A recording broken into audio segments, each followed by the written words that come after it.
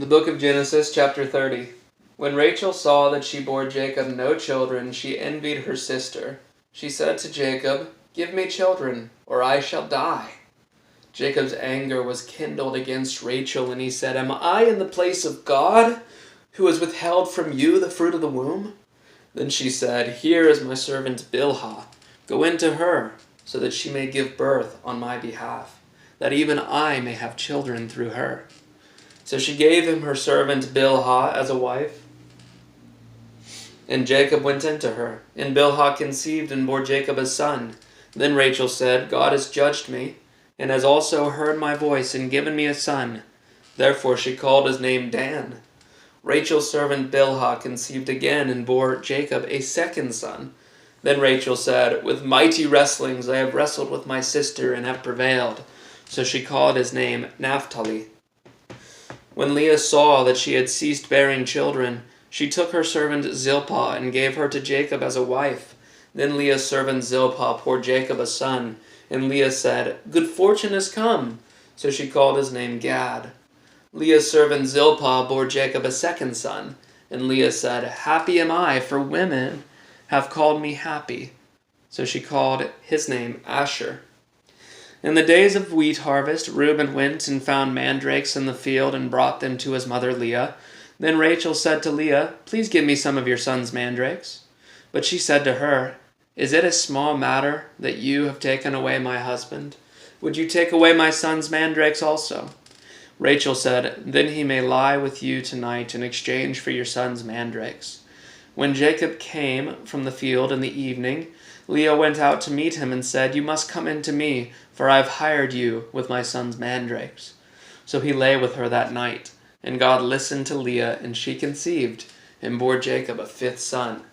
Leah said, "God has given me my wages, because I gave my servant to my husband." So she called his name Issachar. And Leah conceived again, and she bore Jacob a sixth son. Then Leah said, "God has endowed me with a good endowment. Now my husband will honor me, because I have bore him 6 sons." So she called his name Zebulun. Afterward she bore a daughter, and called her name Dinah. Then God remembered Rachel, and God listened to her, and opened her womb. She conceived and bore a son, and said, "God has taken away my reproach." And she called his name Joseph, saying, "May the Lord add to me another son." As soon as Rachel had borne Joseph, Jacob said to Laban, "Send me away, that I may go to my own home and country. Give me my wives and my children, for whom I have served you, that I may go.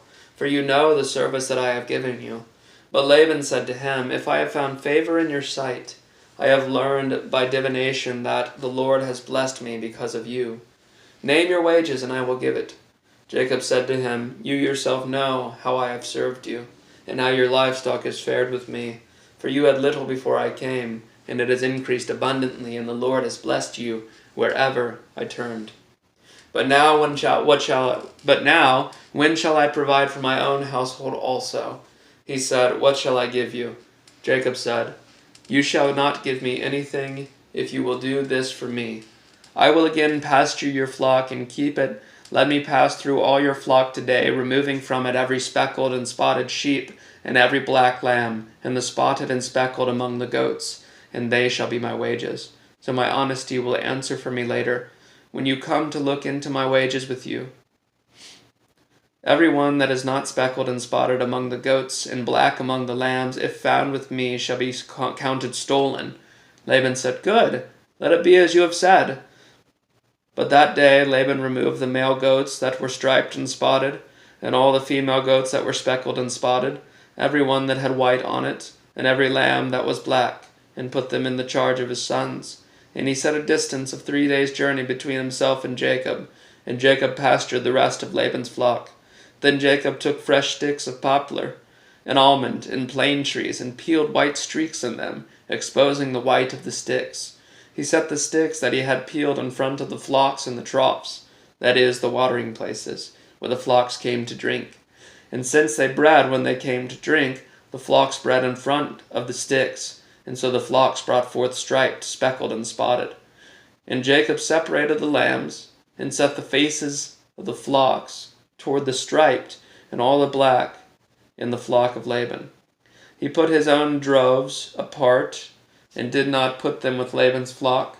Whenever the stronger of the flock were breeding, Jacob would lay the sticks in the troughs before the eyes of the flock, that they might breed among the sticks.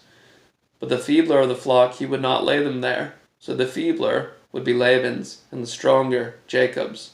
Thus the man increased greatly, and had large flocks, female servants and male servants, and camels and donkeys.